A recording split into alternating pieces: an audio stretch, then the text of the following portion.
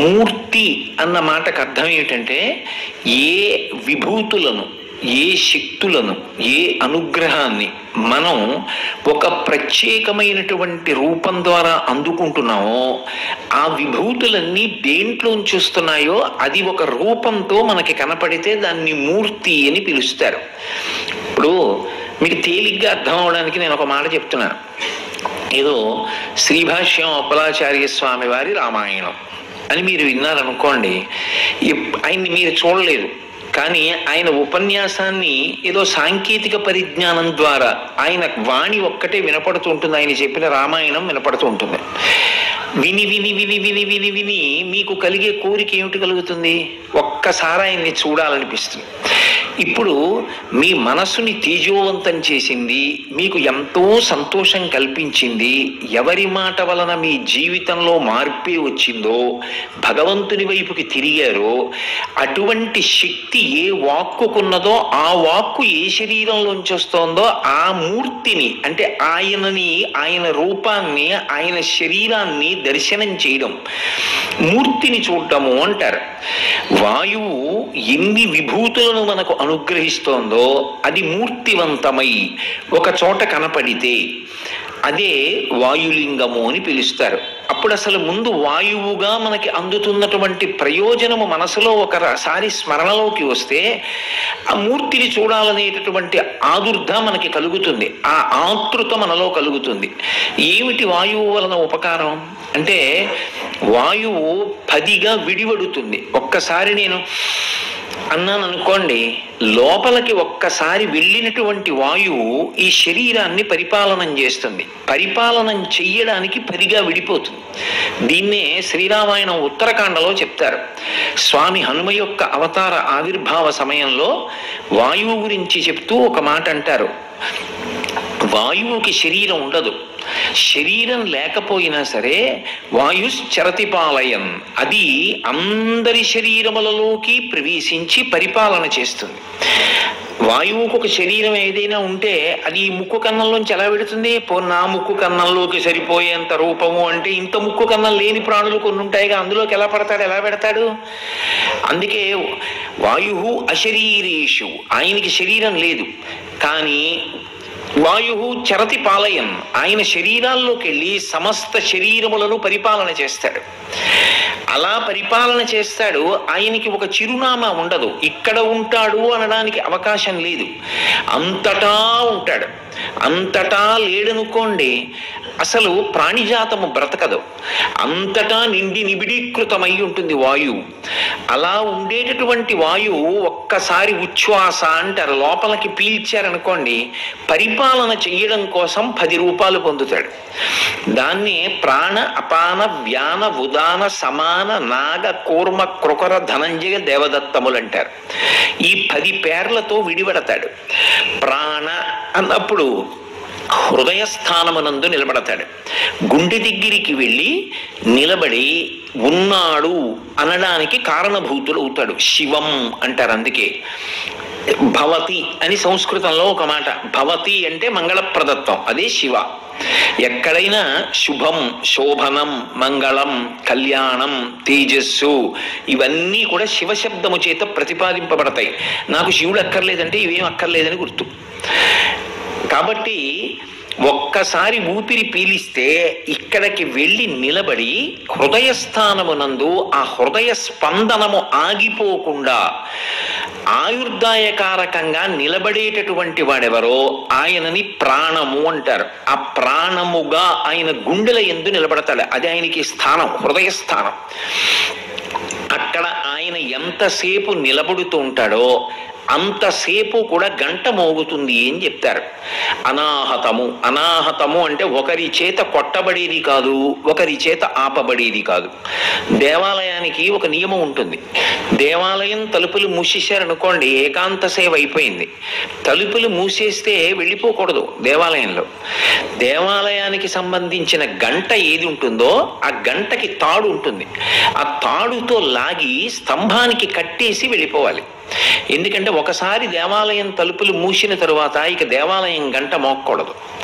మళ్ళీ ఎప్పుడు గంట మోగుతుందంటే లోపల ఏకాంత సేవ చేశారు మీరు, అది భక్తికి పరాకాష్ఠ. ఆయన ఏకాంత సేవలో ఉన్నాడు. మంగళప్రదమైన చప్పుడు చేస్తారు. మనిషి నిద్రపోతున్నాడు అనుకోండి, మంగళప్రదమైన సంకేతం చెప్తారు. ఏదో నిద్ర లేవండం లేపకూడదు, ఏదో ఒక భగవత్ సంబంధం చెప్పాలి. తూర్పున సూర్యోదయం అయిపోతోంది, భగవానుడు సూర్యుడిగా వచ్చేసిన తరువాత లేస్తే కృతజ్ఞత కదూ, లేచి నమస్కారం పెట్టాలి కదూ, లేవండి అని భగవంతుని యొక్క అనుబంధం చెప్పి నిద్రలేపుతారు. అందుకే రామాయణంలో విశ్వామిత్రుడు కూడా రాముణ్ణి నిద్రలేపితే కౌసల్యా సుప్రజా రామ పూర్వా సంధ్యా ప్రవర్తతే ఉత్తిష్ట నరశార్దూల కర్తవ్యం దైవమాన్నికం. సంధ్యావందనం చెయ్యాలి కాబట్టి రామ నిద్రలే అని నిద్రలేపుతాడు. దేవాలయంలో ఏకాంత సేవ అయిపోతే గంట తాడు కట్టాలి, తాడు వేసి స్తంభానికి కట్టేస్తారంటే ఇక ఆ గంట పొరపాటున కూడా ఎవరు కొట్టడానికి ఉండదు. ఎవరో తెలియక ఎక్కడో ఉండిపోయారు అనుకోండి, ఉండిపోతే వాళ్ళ గంట ఇక కొట్టకూడదు ఏకాంత సేవ అయితే. మళ్ళీ ఎప్పుడు మరునాడు దేవాలయం తలుపులు తెరవడానికి ముందు ఏం చేస్తారంటే తాడు విప్పి ముందు గంట కొడతారు. గంట కొడితే గుర్తేమిటంటే, స్వామి తలుపు తీస్తున్నాం, ఏకాంత సేవ చేసి ఉన్నారు కదూ, మీరు పరాకు పొందండి, మేము తలుపు తీస్తున్నాం అని గుర్తు. గంట కొట్టి తలుపు తీయాలి, అది పద్ధతి. అనాహతము అంటే అది మనం తాడు పెట్టి కట్టేస్తాం. ఇక్కడ ఒక గంట మోగుతూ ఉంటుంది, అది ముందుకి వెనక్కి తగులుతుంది. విష్ణు ఆలయంలో అయితే గంట ముందుకి వెనక్కి కొడతారు. శివాలయంలో గంట ముందుకు కొట్టాలి తప్ప వెనక్కి కొట్టకూడదు, వెనక్కి తగలకూడదు గంట. ఒక్కొక్క ఆగమంలో ఒక్కొక్క నియమం ఉంటుంది. కాబట్టి ఇప్పుడు అనాహతము అంటే ఒకరి చేత ఆపబడేది కాదు, ఒకరి ప్రయత్నము చేత కొట్టబడునది కాదు. నేను కొట్టుకుందామంటే నా గుండెను పట్టుకుని కొట్టించలేను. లబ్ ముందుకు కొట్టుకుంటుంది, డబ్ వెనక్కి కొట్టుకుంటుంది. ఇది ఎన్నాళ్ళు కొట్టుకుంటుంది అంటే అని నేను అన్నప్పుడు ఆయన ప్రాణముగా వెళ్ళి ఇక్కడ నించుంటాడు. నించుని అంటే లబ్, మళ్ళీ బయటికి వచ్చేటప్పుడు ఇలా అని వస్తాడు నిశ్వాస, మళ్ళీ ఒకసారి డబ్ లబ్ డబ్. ఇలా ఈ గంట ఎంతసేపు కొట్టుకుంటుందో అనాహతము, అది నా చేత ఆగదు. చాలా బడలిపోయానండి ఈ మధ్య, అసలు ఎడా తెరిపి లేదు, అన్ని ఊళ్ళు ఇళ్ళు అన్ని ప్రవచనాలు చేశాను, 4 రోజులు ఎవరిని కలవను, ఏ ప్రవచనం చేయను, ఇంటి పట్టును విశ్రాంతిగా ఉంటాను, ఏదో జపం చేసుకుంటాను అన్నాను అనుకోండి, నా ఇష్టం. గుండె ఎన్నాళ్ళ నుంచి కొట్టుకుంటున్నావు, ఓ 2 రోజులు విశ్రాంతి తీసుకో అంటే అదేం ఆగదు. గుండె చాలా పెద్ద శుభకార్యం ఉంది ఆగకే అంటే అది ఆగకుండా ఉండదు. అనాహతము, నా ప్రయత్నము చేత కొట్టబడదు, నా ప్రయత్నము చేత ఆగదు. కాబట్టి ఆయన ఎంతసేపు అక్కడికి వెళ్ళి ఇలా ఇలా అంటాడో అంతసేపు లబ్ డబ్ లబ్ డబ్. ఆయన లోపలికెళ్ళి ఇలా అనకుండా వెళ్ళిపోయాడు అనుకోండి, లబ్ తర్వాత డబ్ లేదు. ఆయన డబ్కి అంగీకరించి లబ్కి అంగీకరించలేదు అనుకోండి, లేదు. కాబట్టి ఎక్కడ మృత్యు ఉంటుందంటే ఉచ్ఛ్వాస నిశ్వాసల యందే ఉంటుంది. ఇప్పుడు ఆ ప్రాణముగా ఉండి పరిపాలన చేసేవాడు ఆయుర్దాయాన్ని ఇచ్చినప్పుడు ఈశ్వరుడు ఊపిరిల సంఖ్యతో ఇస్తాడు. ఇన్ని ఊపిరిలు ఈ శరీరం తీయవచ్చు అని అంగీకరిస్తాడు. అది ఎవరు లెక్క పెడతారంటే ప్రాణముగా ఉండి ఆయన లెక్క పెట్టుకుంటూ ఉంటాడు. చిత్రంగా శరీరం లేకుండా ఉండి గుప్తంగా లెక్క పెడతాడు కాబట్టి ఆయనే చిత్రగుప్తుడు. అందుకే కాంచీపురంలో చిత్రగుప్తుడికి దేవాలయం. అన్నీ కర్మసాక్షిగా ఇక్కడ ఉండి నమోదు చేస్తూ ఉంటాడు చేసినటువంటి పనులన్నీ. కాబట్టి ఇప్పుడు ప్రాణస్థానముగా అసలు ఉన్నాడు, ఉన్నది, భవతి అంటారు. యావత్ పవనో నివసతి దేహే తావత్ పృచ్చతి కుశలంగేహే గతవతి వాయవు దేహాపాయే భార్యా బిభ్యతి తస్మిన్ కాయే అంటారు శంకరులు. ఎంతకాలం ఊపిరి తీసి విడిచిపెడుతున్నాడో అంతకాలమే బాగున్నారా బాగున్నారా అని అడుగుతారు. ఒక్కసారి అది కానీ ఆగిపోయింది అనుకోండి, భార్య కూడా ఆయన శరీరం అంటుంది తప్ప ఇంట్లోకి తీసుకెళ్లదు. ఇన్నేళ్ల నుంచి కలిసి పడుకున్నారు, పట్టుకుని పడుకున్నావు కదమ్మా అంటే అంగీకరించదు, వీధిలో పడుకోబెట్టేయమంటుంది. భార్య బిభ్యతి, భయపడుతుంది. ఆయన కాదు, ఆయన శరీరం అది ప్రేతం అంటుంది. కాబట్టి ఒక మనిషి గౌరవం అంతా దేని మీద ఉంది అంటే ఆ ప్రాణము మీద ఉన్నది. ఆ ప్రాణముగా హృదయ స్థానమునందు నిలబడేటటువంటి వాయుస్వరూపంగా ఉండేవాడు శంకరుడు అని. కాబట్టి అందుకే మీరు చూడండి, ఏలినాటి శనిలో ఉంటే ఆయుర్దాయానికి భంగం రాకుండా శనీశ్చర గ్రహం హృదయస్థానమునందు ఉంటుంది. అందుకే అసలు పరమ వైదికం ఏమిటి అంటే, నవగ్రహాల్లో శనీశ్చర గ్రహాన్ని పెడితే ఒక్క శనీశ్చర గ్రహం మూర్తిని ఉంచరు, ముందు శివలింగాన్ని ఉంచుతారు. ముందు చిన్న శివలింగాన్ని ఉంచి ఆ శివలింగానికి అభిషేకం చేస్తారు. దాని చేత శనీశ్చర గ్రహం ప్రీతి పొందుతుంది. ఎందుకంటే గ్రహానికి తనంత తాను ఈశ్వర శక్తి లేదు, అది తనంత తాను అనుగ్రహించదు. అందుకే తెలియక శనీశ్వరుడు అంటారు. ఈశ్వర శబ్దం గ్రహానికి అన్వయం లేదు. శనీశ్చరుడు, శనైహి శనైహి చరహ, మెల్లమెల్లగా కదులుతాడు కాబట్టి, మిగిలిన గ్రహాల్లా తొందరగా కదలడు కాబట్టి శనైశ్చరుడు. కానీ గ్రహాన్ని శాసించేవాడు ఎవరు అంటే శంకరుడు. నువ్వు ఈ ఫలితమును ఇవ్వవద్దు అని ఆప్ చేస్తాడు గ్రహాన్ని. అందుకే నవగ్రహాలు ఆయనకి కవచం. శ్రీకాళహస్తిలో కవచంగా కట్టుకుంటాడు నవగ్రహాల్ని.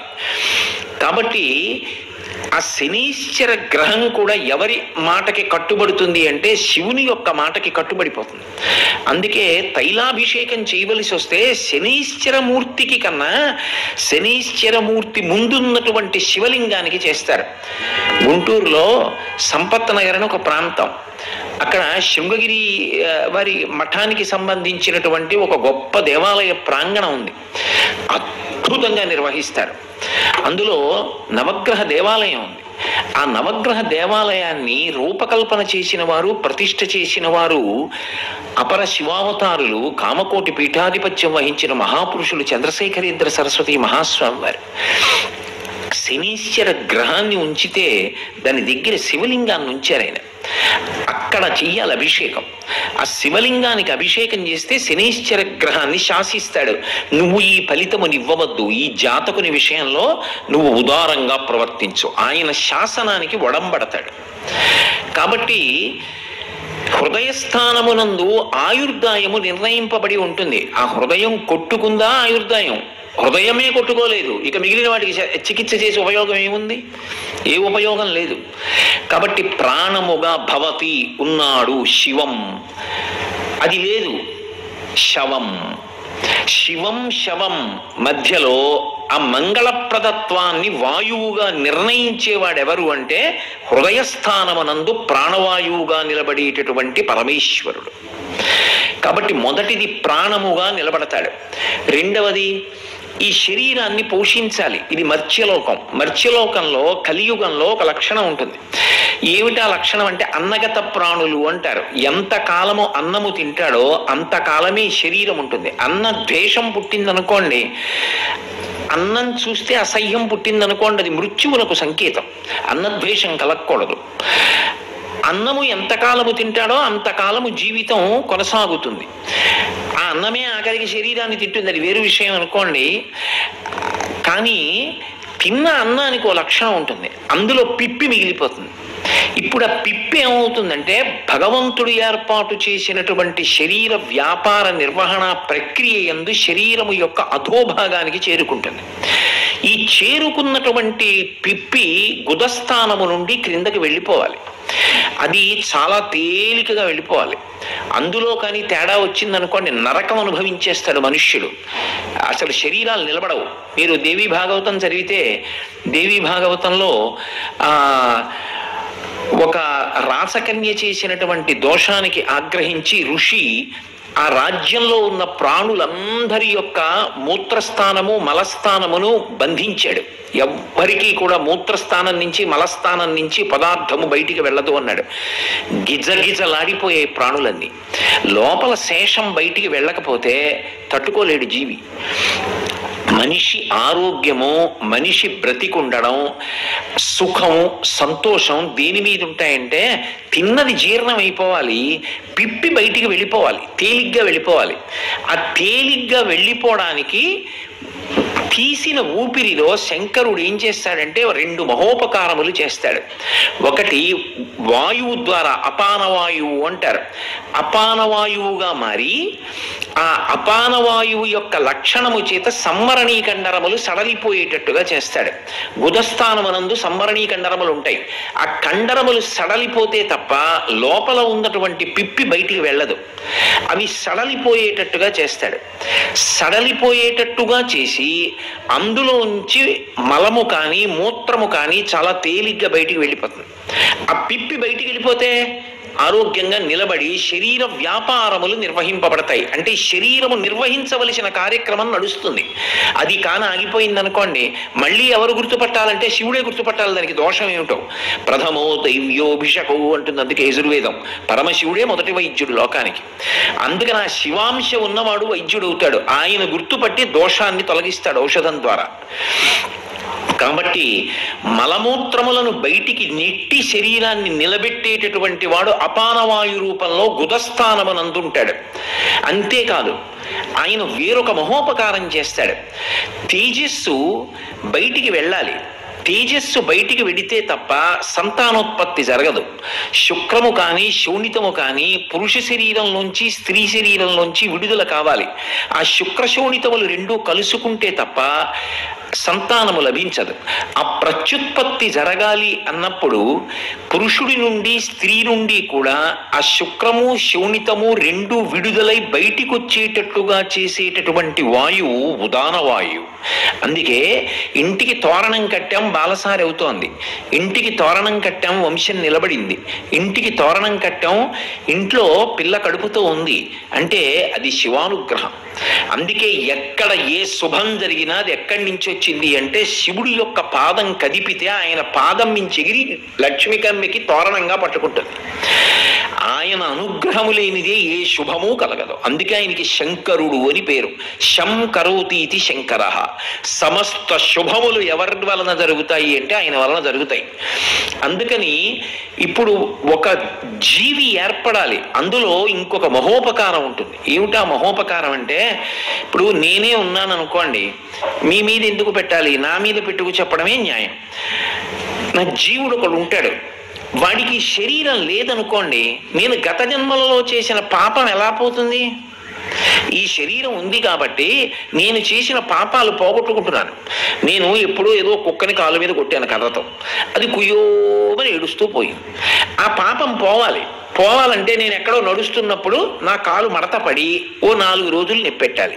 4 రోజులు నెప్పెడితే నేను చేసిన పాపం పోతుంది. అందుకే మీకు తెలిసో తెలియకో మాట అంటుంటారు, పంతులు గారు పాపం గోతిలో పడ్డారటండి అన్నారు అనుకోండి, అయ్యో పాపం అంటారు.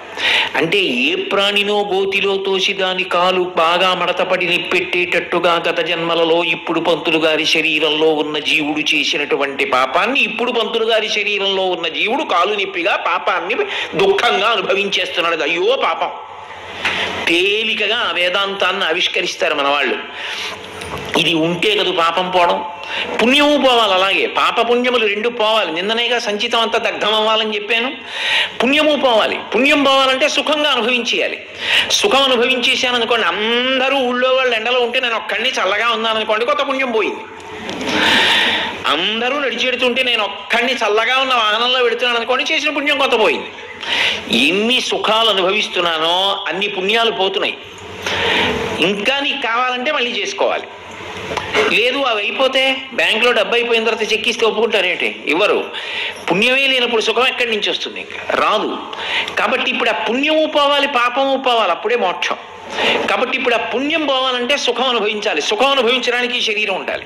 చల్లగా కూర్చోడానికి ఉండద్దు, చక్కగా వాహనం ఎక్కి తిరగడానికి ఇది ఉండద్దు. అప్పుడు సుఖము దుఃఖము పాపము పుణ్యము అనుభవించడానికి పనికొచ్చాయి. దానికి శరీరం కావాలి. ఈ శరీరం లేదనుకోండి, జీవుడు ఎలా శోషించిపోతాడు. శరీరం ఇమ్మని అడుగుతాడు. పునర్జన్మ ప్రక్రియ జరిగితే భయం వేస్తుంది. అయ్య బాబోయ్, ఇంత కష్టపడితే శరీరం వచ్చిందా మనుష్య శరీరం అనిపిస్తుంది. అంత కష్టపడి అంత పరివేదన చెంది అగ్నిహోత్రంలో తప్తమై పైకొచ్చి అన్నంలో పైకి తేలితే దాన్ని యజమానికి పెడితే యజమాని తిని వీర్యమైతే అది సకాలమునందు త్రోయబడి అపానవాయువు చేత బయటికి వచ్చి సరి అయిన కాలమనందు శుక్రశోణితములు కలిసి బుడగై పిండమైతే అప్పుడు శరీరాన్ని పొంది బయటకు వస్తాడు. అప్పుడు ఆ శరీరం ఉంటే పాపపుణ్యాలు పోగొట్టుకుంటాడు. కాబట్టి ఇప్పుడు శుక్రశోణితములు రెండూ కలిస్తే తప్ప ఒక జీవుడికి శరీరం దొరకట్లేదు. ఆ శరీరం దొరికేటట్టుగా చేసి ఆ శరీరము ద్వారా పాపపుణ్యములు పోగొట్టుకుంటాడు, కొత్త పుణ్యం చేసుకుంటాడు, చిత్తశుద్ధి పొందుతాడు, జ్ఞానమును పొందుతాడు, ఇక మళ్ళీ పుట్టవలసిన అవసరం లేని స్థితిని కూడా పొందుతాడు. ఇన్నిటికీ ఆధారం ఏదంటే ఈ శరీరమే. కాబట్టి ఇటువంటి శరీరం కలగడానికి ఏ రెండు కదలాలో స్త్రీ పురుష శరీరాల్లోంచి వాటిని కదిపేటటువంటి వాడెవరు అంటే శంకరుడు. ఆయన అపానవాయువుగా కదుపుతాడు. ఆ అపానవాయువుగా కదపడంలో ఉపకరిస్తాడు కాబట్టి మలమును తోస్తాడు, మూత్రమును తోస్తాడు, శుక్రశోణితములను తోస్తాడు. తోసి ఇంతటి మహోపకారం చేస్తున్నాడు.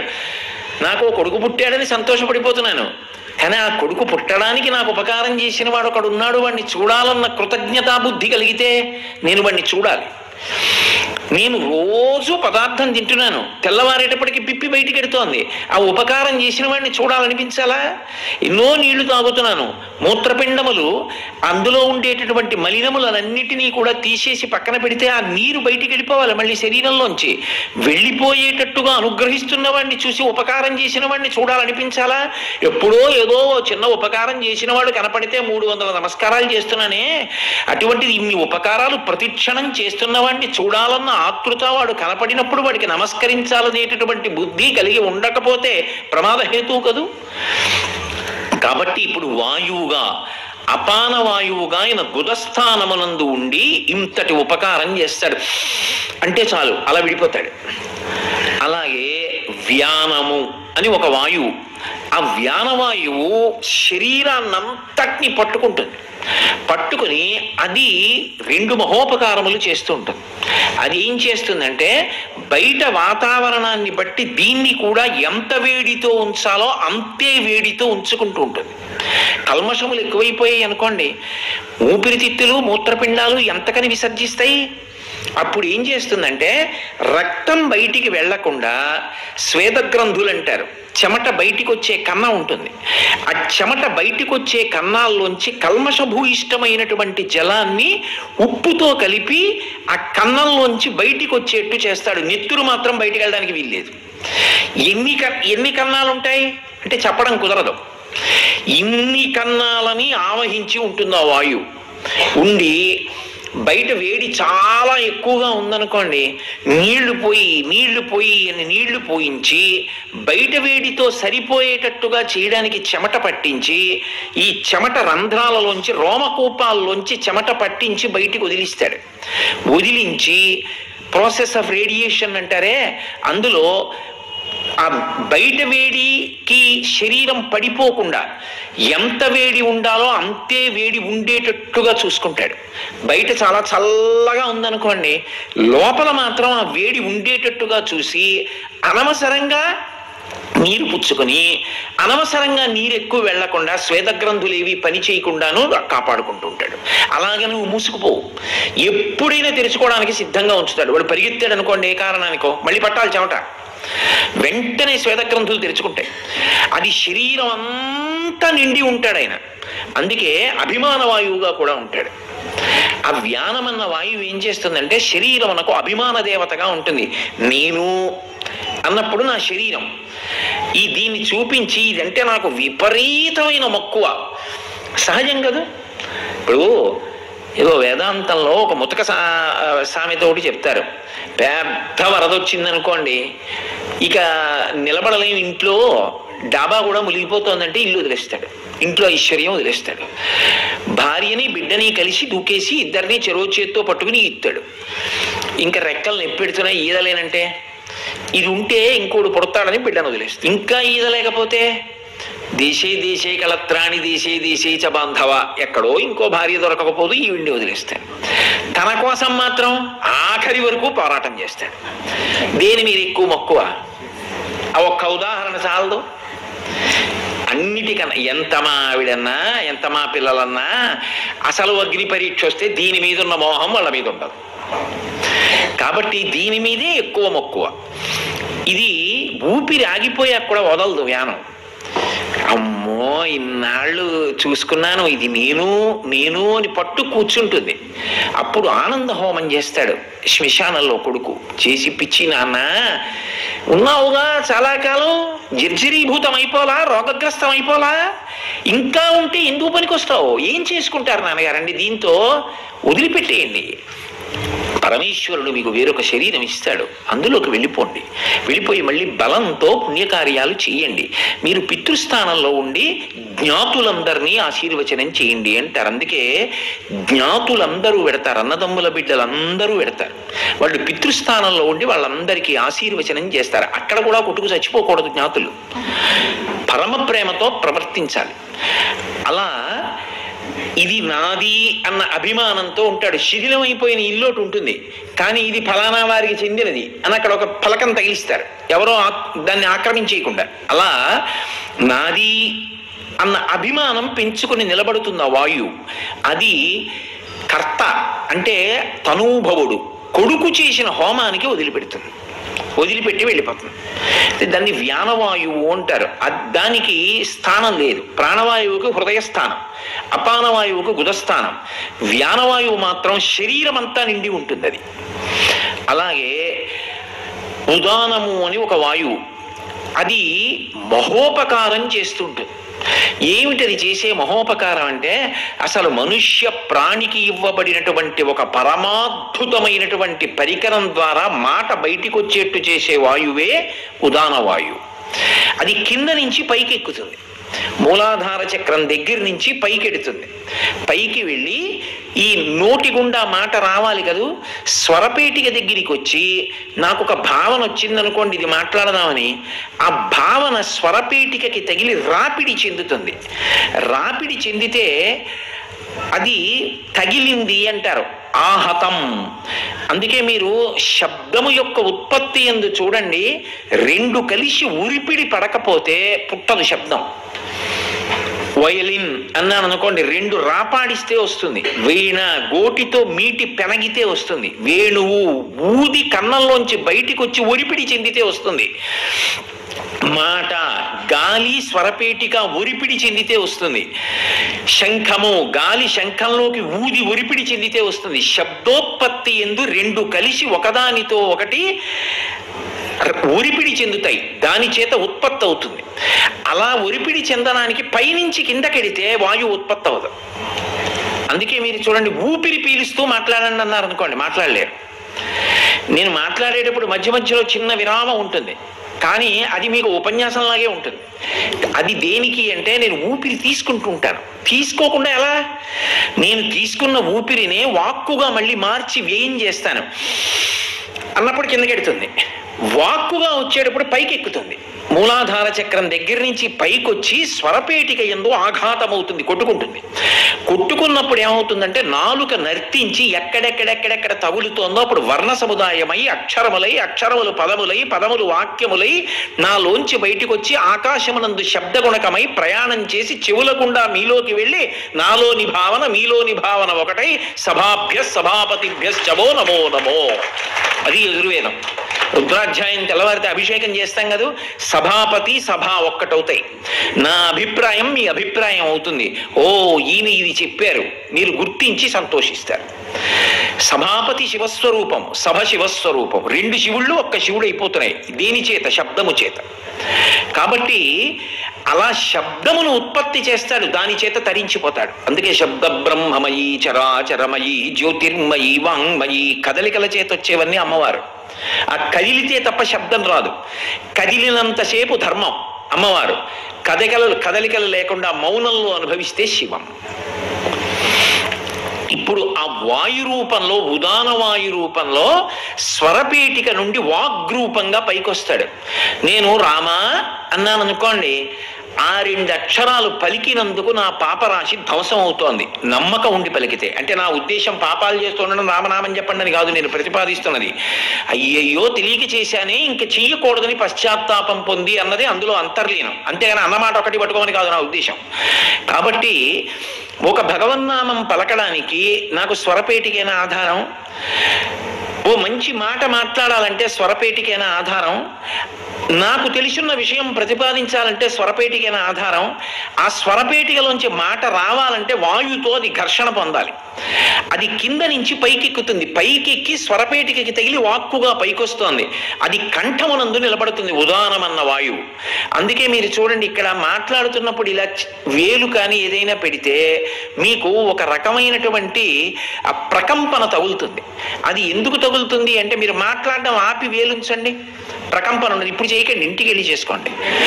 ఇలా పెట్టారనుకోండి, ప్రకంపన తగులుతుంది. అంటే అది వాయువుతో స్వరపేటిక ఘర్షణ పొందుతోంది. అది ఏం చేయలేదనుకోండి, ప్రకంపన ఉండదు, అంటే ఘర్షణ లేదు. అది అలా వాగ్రూపంగా మారేటటువంటి అనుగ్రహాన్ని ఇచ్చి ఎన్ని మాటలు మాట్లాడి ప్రశాంతత పొందుతున్నామండి. ఆ మాటలు మాట్లాడే పాపం కూడా మూట కట్టుకుంటాం. పావలా ఖర్చు లేదుగా, ఏవైనా మాట్లాడేయచ్చు. కానీ లెక్క పెట్టేవాడు ఉన్నాడని గుర్తుపెట్టుకోవాలి. చుట్టూ తేలికగా పుణ్యం, తేలిగ్గా పాపం. దాంతో ఏది ఏమైనప్పటికీ వాగ్రూపంలో మనుష్యుడు మాట్లాడడానికి అనుగ్రహిస్తున్నటువంటి వాయువుగా కంఠమనందు నిలబడేటటువంటి పరమశివ స్వరూపానికి ఉదాన వాయువు అని పిలుస్తారు. ఇప్పుడు చెప్పండి, ఇవాళ ఉదయం నిద్ర లేచిన నుంచి రాత్రి వరకు ఆయన వలన ఎన్ని ఉపకారాలు పొందాను. అందుకే ఆఖరణ అంటే ఇక నిద్రలోకి వెళ్ళిపోయే ముందు నిద్రాకాలిక సుఖాన్ని ఇచ్చేవాడు కూడా ఆయనే. మళ్ళీ స్వల్పకాలికలు ఏమంటారు, నేను మంచి పరుపెక్కితే నిద్ర పట్టదు, గాలి ఇస్తే నిద్ర పట్టదు, ఆలౌట్ పెట్టుకుంటే నిద్ర పట్టదు. దేనికి నిద్ర పడుతుందంటే శివానుగ్రహం కలిగితే నిద్ర పడుతుంది. ఎక్కడున్నా నిద్ర పడుతుంది. కొంతమంది అదృష్టవంతులు ఉంటారు, కారు ఎక్కినా రైలు ఎక్కినా ఈ స్టేషన్లో దిగిపోయి ఆ స్టేషన్కి వెళ్ళిపోతూ ఉంటారు. ఎక్కడికి వెళ్ళినా నిద్రపోతారు. ప్రవచనాల్లో నిద్రపోతారు, కచేరీల్లో నిద్రపోతారు. అదృష్టం మాట్లాడుతూ కూడా నిద్రపోయే వాళ్ళు ఉంటారేమో నాకు తెలియదు. అది శివానుగ్రహం, స్వల్పకాలిక లయం. పడుకుంటే నిద్ర పట్టాలి అంటే శివానుగ్రహం ఉంటే తప్ప నిద్ర పట్టదు. అందుకే పరమ కృతజ్ఞత ఆవిష్కరించడానికి నిద్రపోతూ మంచం మీద పడుకుపోయే ముందు 11 మాటలు శివనామని చెప్తారు. శివ శివ శివ శివ అని 11 మాటలు చెప్తారు. ఇన్ని కదలికలనిచ్చి గాలి రూపంలో నన్ను అనుగ్రహించావు, నీకు నేను కృతజ్ఞత చెప్తున్నాను. ఇక్కడతో సరిపోలేదు, దీని మీదకి శరీరం చేర్చి అలా ఉంచుతాను. అంటే దాని ఉద్దేశం నిద్ర పట్టేయడానికి నేనేం కొనుక్కురాలేదు. ఆయన అనుగ్రహం కలిగితే నిద్రాకాలిక సుఖాన్ని పొందుతాను. మళ్ళీ తెల్లారులేస్తే ఆకలి అయ్యాలి. కాబట్టి అదిగో అందుకు నిద్రా సమాధి స్థితి సంచార పదయో ప్రదక్షిణ విధి స్తోత్రాణి సర్వా గిర యజ్జత్ కర్మ కరోమి తత్తదకిలం శంభో తవారాధనం అంటారు శంకర భగవత్పాదులు. అది తెలుసున్నప్పుడు నువ్వు పని చేస్తున్నా శివుడితో అనుసంధానం అవుతుంటావు. పైగా ఇది విరాట్ స్వరూపం శివుడిది అయినప్పుడు ఆ విరాట్ స్వరూపమునందే ఈ పిండాండము కూడా ఉంది బ్రహ్మాండమునందు. ఇప్పుడు ఆయనలో నువ్వున్నావు, సముద్రమునందు కెరటం అన్నట్టు. సముద్రం లేని కెరటం ఉంటుందా? కెరటం పుట్టేది సముద్రంలో, కెరటం పెరిగేది సముద్రంలో, కెరటం ప్రయాణం చేసేది సముద్రంలో, కెరటం విరిగిపోయేది సముద్రంలో, కెరటం కలిసిపోయేది సముద్రంలో. కెరటం అన్నది సముద్రం కన్నా వేరుగా మాట వినపడుతుంది, కానీ నిజానికి కెరటం కన్నా సముద్రం వేరే లేదు. సముద్రము లేని కెరటము లేదు, కెరటములు లేని సముద్రం మాత్రం ఉంటుంది. లోపల కడితే ఓడలో వెళ్ళే వాళ్ళకి బాగా తెలుస్తుంది, ఒడ్డున కూర్చునే వాళ్ళకి కెరటాలే తెలుస్తాయి కదూ. కాబట్టి మనం జీవుడు కెరటం లాంటి వాడు, శివుడు సముద్రం లాంటివాడు. ఆయనలో పుట్టి ఆయనలో పెరిగి ఆయనలో విరిగి ఆయన ఎందే పడిపోతుంటాం. కాబట్టి శివ మీకు కృతజ్ఞత 11 సార్లు శివనామని చెప్తాం. అయినప్పుడు ఇప్పుడు ఆయన వాయురూపంతో ఉన్నాడు. ఆ వాయురూపంతో ఉండి ఉదానము అన్న పేరుతో కంఠమును అలంకరిస్తాడు. ఇప్పటికి మీకు నేను 3 రూపాలు చెప్పాను. ప్రాణముగా హృదయస్థానము, అపానముగా గుదస్థానము, అలాగే ఆయన సమానముగా శరీరమునంతటినీ ఆవహించి ఉంటాడు. ఉదానముగా 4వ స్థానము కంఠమునందు ఉంటాడు. ఇక ఇంకొకటి కూడా ఉంటుంది, ప్రధానమైనటువంటి రూపం. ఏది అంటే ప్రాణ అపాన ఉదాన సమాన వ్యాన. ఇందులో ఆయన శరీరాన్నంతటినీ కూడా రక్ష చేస్తాడు, సమానవాయు రూపంలో ఉంటాడు. ఆ సమానవాయు రూపంలో ఉన్నప్పుడు నాభీస్థానంలో ఉంటాడు. నాభీస్థానమునందుండి జీర్ణమైనటువంటి పదార్థంలో ఉన్న శక్తినంతటినీ కూడా కండరములతో లాక్కుంటాడు. ఈ లోపల కవ్వం తిరిగితే ఎలా చిలుకుతుందో అలా చిలుకుతాయి కండరాలు. చిలికిన తరువాత అందులోంచి శక్తితో కూడుకున్నటువంటి పదార్థం, ముఖ్యమైనటువంటి పదార్థం శక్తినిచ్చేది తేలుతుంది. దాన్ని లాక్కుంటాయి ఆ కండరాలు. లాక్కుని ఇక్కడ పెట్టుకోదు, శరీరానికి అంతటికీ కూడా శక్తిని పంచుతుంది.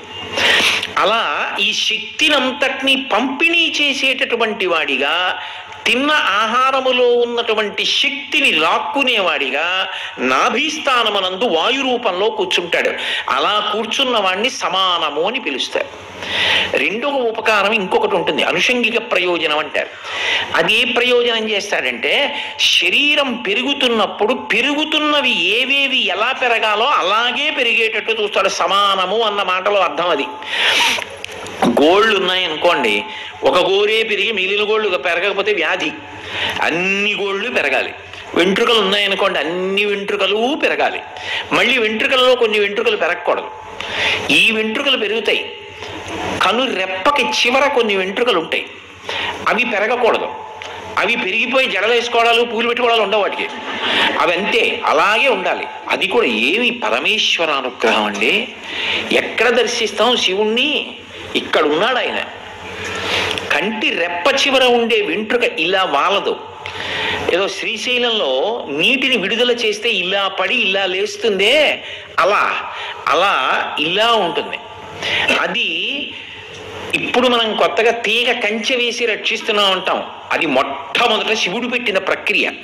కను రెప్ప ఇలా మూసి పడుకున్నాను అనుకోండి, నిద్రపోతే ఇలా అడ్డొచ్చి ఇలా లేచి నిలబడి ఉంటాయి. వైర్ ఫెన్సింగ్ వేశారంటారు, అందులోంచి ఏది కూడా దాటి కంటి లోపలికి ఇక ప్రవేశించడానికి వీల్లేదు. ఎందుకంటే అది సర్వేంద్రియాణం నయమం ప్రధానం, అంత రక్షణ కవచం పెట్టాడు ఆయన. ఆ వెంట్రుకలు పెరగడానికి వీల్లేదు. ఈ వెంట్రుకలు సమానంగా పెరగాలి, గోళ్ళు సమానంగా పెరగాలి, చేతులు సమానంగా పెరగాలి, కాళ్ళు సమానంగా పెరగాలి. ఏవేవి ఎలా పెరగాలో అలాగే పెరిగేటట్టు అన్ని అవయవములకు సమానంగా శక్తిని పంపిణీ చేయాలి.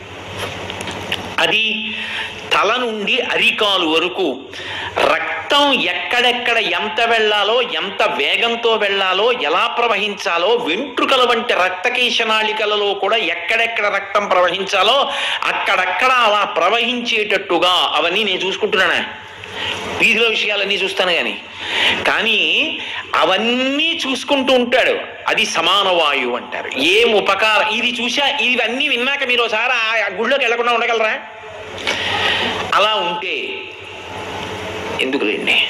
కాబట్టి సమాన వాయువుగా నాభీస్థానమునందుండి పచనమైనటువంటి శరీరంలో ఉన్నటువంటి శక్తిని శరీరావయవములకు పంపిణీ చేస్తున్నాడు. రెండు, అన్ని ఏవేవి పెరగాలో వాటిని సమానంగా ఎలా పెరగాలో అలా పెరిగేటట్టుగా శాసనం చేస్తున్నాడు.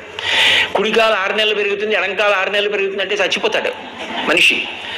అన్ని ఏవి ఎలా పెరగాలో అలా పెరగాలి. అది చూస్తున్నాడు మహానుభావుడు, పరిపాలన చేస్తున్నాడు. అందుకని ప్రాణ అపాన వ్యాన ఉదాన సమాన వాయువులు అంటారు. పరిపాలన చేస్తుంటాడు. నాగ కూర్మ కృకర ధనంజయ దేవదత్తములని ఇంకొక 5 వాయువులుగా విడిపోతాడు. ఇవి ప్రధానంగా విడేటటువంటి 5. ఇంకొక 5 కూడా శరీర వ్యాపారములను నిర్వహిస్తాడు. నాగము అంటారు. నాగవాయువు ఏం చేస్తుంది అంటే, అది ఈ లోపల పదార్థం అయిపోయింది అనుకోండి, శక్తి తగ్గిపోతోంది, మాకు శక్తిని ఇవ్వడానికి నువ్వేం పెట్టలేదు కాబట్టి నేను శోషించిపోతున్నాను అని చెప్తా ఇంద్రియాలు. దాన్ని తెలుసుకుంటుంది సమాన వాయువు. ఇక్కడ ఉంది కదా నాభీస్థానంలో, వెంటనే చెప్తుంది జీవుడికి, ఒరే లోపల పదార్థం అయిపోయిందిరా, మళ్ళీ పదార్థం వేయి, పచనం చేసి అన్ని అవయవాలకి అందిస్తాను. నువ్వు డబ్బు సంపాదించడం కోసం తినకుండా పరిగెడితే అలా తిను, కాస్త ఏదో పడయి లోపల అని లోపల మంట రూపంలో చెప్తాడు, ఆకలి రూపంలో చెప్తాడు కడుపులో. చెప్తే అప్పుడు మళ్ళీ అందులో కొంత పదార్థం పడేస్తే దాన్ని పచనం చేసి జీర్ణం చేసి శక్తిని మళ్ళీ అందిస్తూ ఉంటాడు. అలా అందించి మంట రూపంలో ఆకలేస్తోంది అంటారే, ఆ మంట పెట్టి పదార్థం అయిపోయిందని చెప్పి ఉపకారం చేస్తున్నవాడు నాగవాయువుగా ఉపకారం చేస్తాడు. కూర్మవాయువు అని ఒక వాయువు ఉంటుంది. నాగ, కూర్మ, కృకర, ధనంజయ, దేవదత్తములు అని. అందులో ఈ కూర్మవాయువు ఏం చేస్తుంది అంటే శరీరమునకు కాంతినిస్తుంది. ఈ కాంతి ఉపాసన బలాన్ని బట్టి పెరుగుతుంటుంది. ఒక్కొక్కడు చూడండి, చూస్తే అబ్బా ఏమి మూర్తిరా అనిపిస్తుంది.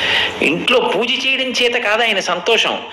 పరమ భాగవతోత్తముడు ఒకడు ఇంటి లోపలికి వచ్చాడు అనుకోండి, ఆయన ఎగిరి చూస్తాట పైకి, వీడు వచ్చాడు రా, ఇన్నాళ్ళకి నన్ను నమ్ముకున్నవాడు వచ్చాడు రా ఇంట్లోకి, ఇన్నాళ్ళకి కదా రా తీసుకొచ్చావు అని పొంగిపోతాట. ఆయన వచ్చి తిని త్రేణుపు వచ్చింది అనుకోండి, పరమేశ్వరుడు ఆనందంతో పొంగిపోతాట.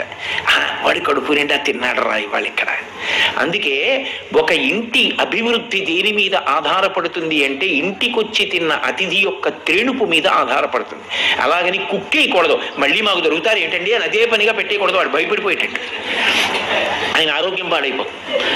కాబట్టి ఆ త్రేణుపు అంత గొప్పది. ఇంట లక్ష్మి దేనికి నిలబడుతుంది అంటే శాస్త్రం ఓ మాట చెప్పింది, ఆ ఇల్లు అభ్యున్నతిని పొందుతుంది, ఇంట్లో ఉన్న వాళ్ళు క్షేమంగా ఉంటారు అనడానికి ప్రధాన కారణం ఏమిటో తెలుసా? మా ఇంట్లో కాళ్ళు కడిగారంటారు. అన్నం తిని వెళ్ళిపోవడం కాదు, కాళ్ళు కడుక్కోవాలి. భోజనం చేసిన తర్వాత ఇంట్లో కాళ్ళు కడిగి వెళ్ళాలి. ఇంట్లో కాళ్ళు కడుక్కోవడానికి చోటు లేదనుకోండి, మీ ఇంట్లో కాళ్ళు కడుక్కోవడానికి చోటు లేదు కదండి అని వెళ్ళిపోకూడదు. చేతులు కడుక్కోవడానికి మాత్రం చోటు ఉంటుంది ఖాయంగా కదా. అప్పుడు ఏం చేయాలంటే చేతులు కడుక్కొని ధార చేత్తోటి కొద్దిగా బొటన వేళ్ల మీద పోసుకోవాలి. బొటన వేళ్ల మీద పోసుకుని వెళ్ళాలి, పాదముల యొక్క బొటన వేళ్ల మీద. అలా పోసుకుంటే కాళ్ళు కడుక్కున్నట్టే. అప్పుడు ఏమవుతుందంటే ఆ ఇల్లు వృద్ధిలోకి వస్తుంది, ఆ ఇంట్లో ఉన్న వాళ్ళు క్షేమంగా ఉంటారు.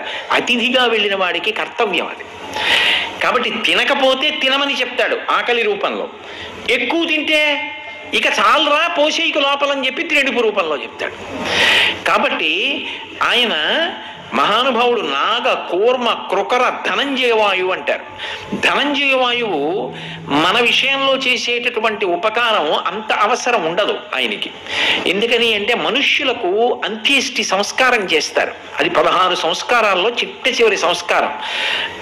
మొట్టమొదటి కొన్ని పుట్టక ముందు జరుగుతాయి, గర్భ సంస్కారములని చెప్పి సీమంతోన్నయనము మొదలైనటువంటివి. అసలు ఏ సంస్కారము, గర్భ సంస్కారములు ఏవి అవసరం లేదు. ఎప్పుడంటే శ్రీరామాయణం సంపూర్ణంగా వింటే, కడుపుతో ఉన్నప్పుడు మొత్తం గర్భ సంస్కారాలన్నీ చేసేసినట్టే. ఒక్క రామాయణం వింటే చాలు, అంత గొప్పది రామాయణం. మా కాకినాడలో, అది నా గొప్ప కాదులేండి, అది పరమేశ్వర అనుగ్రహం, సంపూర్ణ రామాయణ ప్రవచనాలు చేస్తున్నప్పుడు ఒక ఆయన విన్నాడు, మంచి తేజోవంతుడైనటువంటి కుమారుడు పుట్టాడు. ఆయనే వచ్చి చెప్పాడు, మా గురువు గారి దగ్గరికి వెళ్ళానండి, మా ఆవిడికి సీమంతం చేస్తానని. ఒరే రామాయణం జరుగుతోంది కదరా, సంపూర్ణ రామాయణం విను, దానికి మించిన గర్భ సంస్కారం లేదు, అన్ని సంస్కారములు చేసేసినట్టే అని చెప్పారు గురుగారు. ఆయన మంచి శాస్త్రం చదువుకున్న పండితుడు ఆయన, వాళ్ళ గురువు గారు. సరే పేర్లు ఎందుకులేండి కానీ, అందుకని ఆ వాయువు త్రేణుపు రూపంలో ఇంకా తినద్దని చెప్తుంది. ధనంజయ వాయువు, ఓ కుక్క చచ్చిపోయింది అనుకోండి, అంత్యేష్టి సంస్కారం ఎవరు చేస్తారు దానికి? దాన్ని తీసుకెళ్ళి ఎవరు దహించరు. కానీ ఆ లోపల ఉన్నటువంటి వాయువు శరీరం ఉబ్బిపోయేటట్టు చేసి పగిలిపోయేటట్టు చేస్తుంది. పగిలిపోయి అందులో ఉన్న పంచభూతములను బ్రహ్మాండములో ఉన్న పంచభూతములతో కలుపుతుంది. ది ప్రాసెస్ ఆఫ్ డీకంపోజిషన్ అంటారు. దుర్గంధం వస్తుంది వాయువు వచ్చి పృథివిని పృథివితో, నీటిని నీటితో, వాయువుని వాయువుతో, ఆకాశాన్ని ఆకాశంతో, అగ్నిని అగ్నితో కలిపేసి కొన్నాళ్ళు పోయిన తర్వాత అక్కడ ఆ కుక్క శరీరం ఉండదు. అది చేసేటటువంటి వాయువుని ధనంజయ వాయువు అంటారు. దేవదత్తము అని చిట్ట చివర ఒక వాయువు. దేవదత్తం ఏం చేస్తుందంటే ఇంద్రియములు బడలిపోతాయి, శరీరం బడలిపోతుంది. నిద్ర లేచిన దగ్గర నుంచి నేను ఈ కంటిని అదే పనిగా వాడాను అనుకోండి, వయసు పెరుగుతున్న కొద్దీ బడలిక తొందరగా వస్తుంది. ఆ బడలిక ఎక్కువైపోయి ఇతను దీనికి విశ్రాంతి ఇవ్వకుండా తిరుగుతున్నాడు అనుకోండి, దీనికి విశ్రాంతి అవసరం, విశ్రాంతిని అని చెప్తుంది. వాయువు లోపల నుంచి నోరు బాగా విచ్చుకుని వస్తుంది, ఆవలింత. అది హెచ్చరిక, నిద్రపో, పడుకో పడుకో, బడలిపోయింది శరీరం, బడలిపోయింది ఇంద్రియాలు, బడలిపోయే ఇక్కడా అక్కడా లేదు, ఎక్కడో అక్కడ పడుకో, నిద్రనిచ్చి నీకు మళ్ళీ శక్తినిస్తానని చెప్తాడు. పడుకోగానే నిద్రాకాలిక సుఖాన్నిచ్చి మళ్ళీ శక్తినిస్తాడు. అలాగని క్రమశిక్షణ లేదు అని గుర్తేమిటో తెలుసా? గురువు గారి దగ్గర కూర్చున్నప్పుడు ఆవలిస్తే వెంటనే బయటికి పంపించేస్తారు. అందుకే గురువు గారి దగ్గర కూర్చున్నప్పుడు, భగవంతుడి దగ్గర కూర్చున్నప్పుడు, పూజలో కూర్చున్నప్పుడు, గ్రంథం చదువుతున్నప్పుడు ఆవలింత రాకూడదు. ఆవలింత వస్తే మళ్ళీ స్నానం చేసి పూజ చేయాలి. నవరంధ్రములలోంచి ఏ వాయువు వెళ్ళినా మళ్ళీ స్నానం చేయాలి. స్నానం చేయకపోతే అథవా ఆచమనీయం మళ్ళీ తీసుకోవాలి. మళ్ళీ ఆచమనం చేయకపోతే కనీసం కుడి చెవి మీద చెయ్యేసుకోవాలి. చేసుకుని పూజ చేయాలి తప్ప అలాగే కూర్చోకూడదు. అలా అస్తమానం ఆవలించి ఇలా అంటూ ఉండకూడదు. అది ఒక్క ఆవలింత బడలికని చెప్తుందంటే వాడికి క్రమశిక్షణ లేదు, శరీరాన్ని సరిగా నిర్వహించడం లేదు అని గుర్తు. అందుకే అన్ని గంటలకి లేవడం, అన్ని గంటలకి పడుకోవడం, అలా ఉద్వేగం లేకుండా ఉండడం, అలా విశ్రాంతి పొందడం, అవన్నీ కూడా ఉత్తమ లక్షణాలు. ఆ నిద్రాకాలిక సుఖాన్ని పొందకపోతే శరీరం బడలిపోతోంది. పడుకో పడుకో పడుకో అని దేవదత్త రూపంలో చెప్తాడు. ఇప్పుడు ఆయన వాయువుగా ఉండి శరీరం లేకుండా శరీరములన్నిటిలోకి వెళ్ళి పరిపాలన చేస్తూ ఉంటాడు. అది విష్ణువాంశ అంటారు. అందుకే భేదం ఉండదు. శివకేశవుల మధ్య భేదము లేదు అనడానికి కారణం అదే. అసలు శివుడు ఏం చేయాలి? ఇలా కూర్చోవాలి. కానీ ఆయన ఏం చేస్తున్నాడు? దక్షిణాన నటరాజుగా నర్తన చేస్తున్నాడు. రంగరాజు ఏం చేయాలి? పరిపాలకుడు లేచి కూర్చుని అన్నీ చూస్తుండాలి. ఆయన ఏం చేస్తున్నాడు? హాయిగా పడుకున్నాడు. మరి విరుద్ధం కాదు రెండు. రంగరాజు పడుకోవడం ఏమిటి, నటరాజు నర్తించడం ఏమిటి? ఆయనేమో ఇలా కూర్చోవలసిన వాడేమో నాట్యం చేస్తున్నాడా లేచి? ఇలా కూర్చుని అన్ని చూసి పరిపాలన చేయవలసిన వాడేమో పడుకున్నాడా? విరుద్ధం కాదు. అంటే ఆయన ఇలా పడుకున్నట్టుగా ఉంటాడు, పడుకోడు.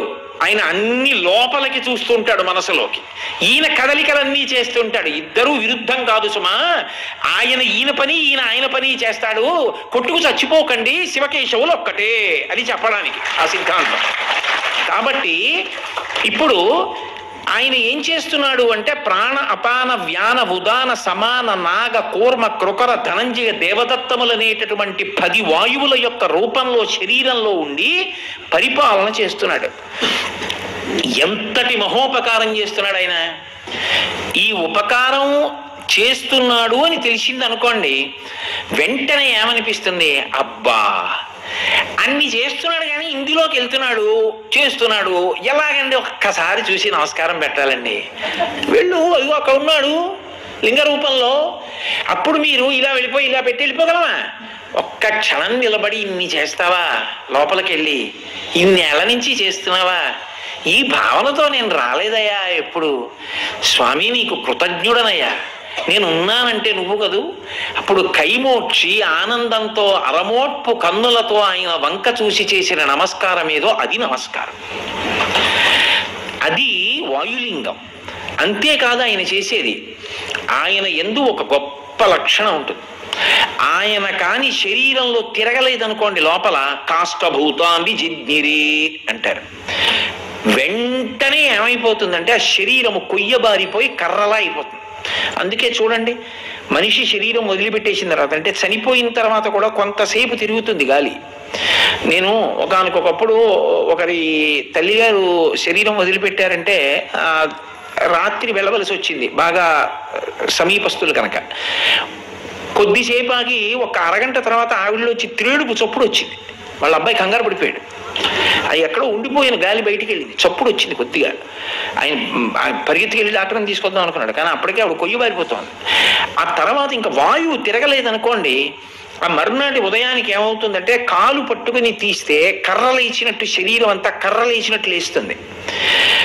జీవించి ఉన్నాడనుకోండి, కాలు పట్టుకుంటే కాలు ఒకటి మడుచుకుంటుంది. అందుకే గమనం అంటారు. మనం నడిస్తే ఎందుకు నడుస్తామో తెలుసా? గాలి తిరుగుతోంది, అందుకని నడుస్తాం, పరిగెడతాం. ఇలా అంటే వేళ్ళు కదులుతాయి, ఇలా అంటే చేతులు కదులుతాయి. అది ఆగిపోయింది అనుకోండి, కొయ్యి అయిపోతుంది, కర్ర అయిపోతుంది శరీరం. అలా కొయ్యి ఆయన హృదయమునందు ఒక్కదాని యందు నిలబడిపోని పోషణ చేస్తూ మిగిలిన చోట్ల తిరగలేదనుకోండి, ఉత్తర క్షణం కాష్టభూతాన్ని జిజ్ఞిరే ఉత్తరకాండలో అంటారు. అన్ని శరీరములు కొయ్యబారిపోయి నిలబడిపోతాయి, అంతే, ఇక కదలికలు ఉండవు. అప్పుడు వెంటనే ఏది ఆగిపోతుందంటే ధర్మం ఆగిపోతుంది. కొయ్యి అయిపోయాక ఇంకా ఆచమనం ఏమిటి? కొయ్యి అయిపోయాక స్నానం ఏమిటి? కొయ్యి అయిపోయాక సంధ్యావందనం ఏమిటి? కొయ్యి అయిపోయాక యజ్ఞం ఏమిటి? కొయ్యి అయిపోయాక కళ్యాణం ఏమిటి? ధర్మచక్రం తిరగదు. ఇంకా ప్రాణులు ఉన్నాయి, ధర్మచక్రం తిరగదు. తిరుగుతోందంటే కారణం ఎవరంటే వాయువు. మనం నడిచామంటే ఆయన, చెయ్యి కదిపానంటే ఆయన, వేళ్ళు కదిపానంటే ఆయన. ఎంత ఉపకారం అండి అసలు. ఎన్ని మాటలు నమస్కారం పెట్టాలి నేను? ఇన్ని కదలికలకు ఆయన్ని వాడుకుంటున్నాను. ఇలా అనడానికి ఆయన్ని వాడుకోకపోతే అంతకన్నా దారుణం ఉందా ఇంకా జీవితంలో?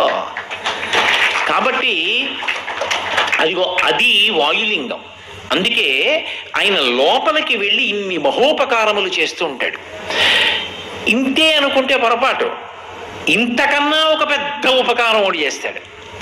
ఏమిటి ఆ ఉపకారం అంటే, ఆయన మీరు ఎలా ఉన్నారన్నది మీకు చెప్తూ ఉంటాడు. దాన్ని గమనిస్తే చాలు చెప్పేస్తాడు. సరే, ఇప్పుడు నేను అంత లోతుగా వెళితే మిగిలిన రోజులన్నీ కూడా దానికి పడతాయి. హంసజపం అంటారు. దాని మీద దృష్టి పెడితే ఒక ముక్కులోంచి వెళ్ళేది ఇంకో ముక్కులోకి ఎడుతుంది. అప్పుడు గమనించలేడు ఇంకా యోగ సిద్ధిలో. శంకరాచార్యులు వారు సౌందర్యలహరిలో చేశారు ఆ శ్లోకం ఒకటి. సౌనాసా వంశస్తు హినగిరి వంశధ్వజపటి అంటారు, యోగ సంబంధమైనటువంటి శ్లోకం. అందులో శంకరుడు ఏం చేస్తుంటాడంటే, నేను చాలా కోపంగా ఉన్నాను అనుకోండి, చాలా కోపం వచ్చేసింది ఎవరి మీద, శరీరం ఊగిపోయి అని రొప్పుతాను, అంత వేగంగా ఊపిరెడుతుంది. అంటే అవతల వాడు నవ్వుతున్నాడు అనుకోండి, నేను కోపడుతుంటే అన్ని అరగంట సేపు తిట్టేశాక సర్వం శ్రీ ఉమామహేశ్వర బ్రహ్మార్పణమస్తు వెళ్ళిపోయాడు నవ్వుకుంటూ. నేనేమైపోయాను, వాడికి బుద్ధి ఉందిరా, ఇవి తిడితే అలా అంటారు ఏంటంటే ఇంకో అరగంట తిడతాను. తిట్టడంలో బాగా ఊపిరి తీసేస్తాను. ఇప్పుడు నా ఊపిరిల సంఖ్య తగ్గిపోయిందా నేను బతికుండే కాలం? తన కోపమే తన శత్రువు. ఇప్పుడు తన ఆయుర్దాయం తను పోగొట్టేసుకుంటున్నాడు. అవతలవాడు మన దేవుడు. కాబట్టి నువ్వు అనవసరంగా ఆయుర్దాయం పోగొట్టేసుకుంటున్నావు. ఊపిరి బాగా వేగంగా తీయించడం ద్వారా చెప్పేస్తాడు ఆయన. 2, ఊపిరి ఒక వేగంతో వెళ్ళి ఒక వేగంతో వస్తోంది అనుకోండి, అలవాటు పడిన వేగంతో మనసు నిలబడదు. మనసు దేని మీద నిలబడుతుంది అంటే వాయువుని ఆధారం చేసుకుని కదులుతుంది. అది నేను ఊపిరి, అందుకే కోపం వస్తే బాగా తీస్తాడు, కామం బాగా విజృంభించినప్పుడు బాగా తీస్తాడు, మనసు కదిలిపోతుంటుంది. మనసు నిలబెడితే తప్ప పూజ పూర్తవు. నేను పాదయోహ భాగ్యం సమర్పయామి, హస్తయోహ అర్ఘ్యం సమర్పయామి, ఆయన ఏం పెంచాడు కాదు అవన్నీ పుచ్చుకోవడానికి. పాదయోహ పాద్యం సమర్పయామి అంటే నీకు ఆయన పాదములు మనసులో కనపడితే, నువ్వు ఇలా వేసినటువంటి నీళ్లు ఆయన పాదముల మించి కారణం నీకు కనపడింది నిజమైతే, ఆ తడివి అలా వదిలేయవు. ఉత్తరీయంతో ఒక్కసారి ఇలా అంటావు, కనీసం మనసులోనైనా. అంటే ఆ పాదాలు తుడిచావు. నేను మీ ఇంటికి వచ్చాను అనుకోండి, నేనంటే మీకు ఎంతో భక్తి అనుకోండి, మీరు నా కాళ్ళ మీద చెంబుతో నీళ్లు పోసి వెళ్ళిపోతారా? వద్దు అన్నా వినరు. ఉత్తరీయంతో ఉండండి అని పాదాలు తుడుస్తారు. అంటే అది పరమ భక్తి, ప్రేమ, అది అనుషంగికం. అలా ఒకటి చేసి రెండవది మానరు, అది ప్రేమతో చేసే పని. ఈశ్వరుడి విషయంలో అంత తొందరగా ఎందుకు చెప్తావు ఉపచారం? అసలు నీ మనసు ఎక్కడ నిలబడిందని గుర్తు. ఆచమనీయం సమర్పయామి అంటాడు, నువ్వు చెయ్యి. 3 మాటలు చెయ్యాలంటే ఎంతసేపు పడుతుంది? ఆయనకి పట్టదా? ఎందుకని అంత గబగబా చేస్తావు పూజ? అంటే అసలు మనసు అక్కడ లేదని గుర్తు. మనసు అక్కడ ఉన్నది అంటే ఉపచారం ఒకలా వెడుతుంది. ఈ మనసు అక్కడ ఉండాలి అంటే అది తొందరగా కదలకూడదు. తొందరగా కదలకూడదు అంటే వాయువు తొందరగా లోపలికి వచ్చి బయటికి వెళ్ళకూడదు. వెళ్ళకూడదంటే నియంత్రణ చేస్తారు, దాన్ని అదుపులోకి తీసుకొస్తారు. అందుకని పూజకి ప్రారంభంలో ప్రాణాయామం చేస్తారు. అందుకే చూడండి, పూజ మొదలు పెట్టే ముందు ప్రాణాయామం అని ముక్కు పట్టుకోవడం ప్రాణాయామం కాదు. దాన్ని ఒక నీతి పద్ధతిలో బొటనవేలుతో మూసి ఒక ముక్కులోంచి దీర్ఘంగా మెల్లగా పీల్చి యువతల ముక్కు రంధ్రాన్ని విడిచిపెట్టి, యువతల ముక్కు రంధ్రాన్ని పీల్చి యువతల దాంట్లోంచి మెల్లగా విడిచిపెట్టి మళ్ళీ ఇట్నుంచి పీల్చి అట్నుంచి వదిలిపెట్టాలా 3 మార్లు చెయ్యాలి. ఆ వేగంతో వేగాన్ని నియంత్రిస్తే మనసు కూడా గబగబా కదులుతున్నది, మెల్లిగా ఊపు తగ్గిపోయి నిలబడుతుంది. నిలబడగానే మీ చెప్పు చేతల్లోకి వస్తుంది. పరిగెడుతున్న ఎద్దుని ముందు నిలబెడతాడు రౌతు. నిలబెడితే గుర్రాన్ని నిలబెడితే లొంగుతుంది. అప్పుడు దాని మీదకి ఎక్కుతాడు. ముందు మనస్సుని నియంత్రిస్తారు ప్రాణాయామంతో. అప్పుడు చెప్పు చేతల్లోకి వచ్చాక పట్టుకుని చూడు ఈశ్వర పాదములను అంటే అప్పుడు చూస్తుంది మనసుతో. అందుకే భగవంతుడు అంటాడు, నువ్వు చేసే లొల్లి పూజ నాకు అక్కర్లా. పూజ ఎప్పుడు అవుతుందంటే మనసు అక్కడ ఉంటే అవుతుంది. మనసు అక్కడ పెట్టకుండా చేసిన దాన్ని తంతు అంటారు. అంటే పూజలా కనపడుతుంది కానీ పూజ కాదు. ఎందుకంటే ఆయన స్వీకరించడు దాన్ని. అందుకే మనస్సు అత్యంత ప్రధానమై ఉంటుంది. ఆ మనసు ఊపిరి మీద, వాయువు మీద ఆధారపడుతుంది. ఆ వాయువు యొక్క నియంత్రణము ప్రాణాయామం మీద ఆధారపడుతుంది. అలాగని 3 మార్లు కాకుండా ఎక్కువ చెయ్యాలంటే దాంట్లో మంచి నిష్ణాతుడి దగ్గర కూర్చుని చెయ్యాలి తప్ప ఇష్టం వచ్చినట్టు చేస్తే అది తీవ్రమైన పరిణామాలకు పెడుతుంది. అలా చేయకూడదు. కాబట్టి 3 మార్లు చేసి మనసుని నియంత్రించి పూజలో వాడుకుంటారు. మళ్ళీ కదిలిపోతోంది అనుకోండి, అసలు ఆ అవకాశం ఉండదు. 3 మార్లు చేస్తే ఒక పూజకి సరిపడినంత మనసు మాట వింటుంది అంతే. అది మళ్ళీ తిరగబడిపోదు. మళ్ళీ మీరు ఏదో ఆవేశానికి లోనైపోతేనే అది కదిలిపోతుంది అంతే. కాబట్టి ఊపిరిని నియంత్రించడం ద్వారా మనసుని నియంత్రించి భగవంతుని పాదముల యందు నిలబెడతాడు. నిలబెట్టి 3గా నిలబడి 1గా అయిపోతాడు. నిలబెట్టినవాడు, నిలబెడుతున్నది ధ్యానము. ఎవరి యందు నిలబెడుతున్నాడు? ముందు 3, ఆఖరికి 3 కలిపి ఒక్కటైపోతాయి. ఆ ఒక్కటైపోయి 3 ఉండవు. ఇంకా అదొక్కటే కనపడుతూ అందులో లయం అయిపోయి ఆనందం పొందేసి రోమాంచితమై ఆనంద భాష్పాలు పడుతూ ఉండగా అలా కూర్చుని ఉండిపోతాడు. అలా చేసిన పూజ జీవితం మొత్తం మీద ఒక్కసారి చేస్తే అది పూజ. ఆ స్థితిలో ఏమవుతుందంటే తరువాతి విషయం జ్ఞాపకానికి రాదు. అప్పుడు పూజ చేశాడు అని గుర్తు. నేను బ్రతికున్న కాలంలో నేను నిజంగా పూజ చేసిన రోజు అంటూ ఏమైనా ఉంటే అదే నేను పూజ చేసిన రోజు అని గుర్తు తప్ప, అంటే నన్ను మన్నించండి, నేను ఉన్న విషయాన్ని బాగా స్థాపించడానికి నేను మాట్లాడుతున్న మాట.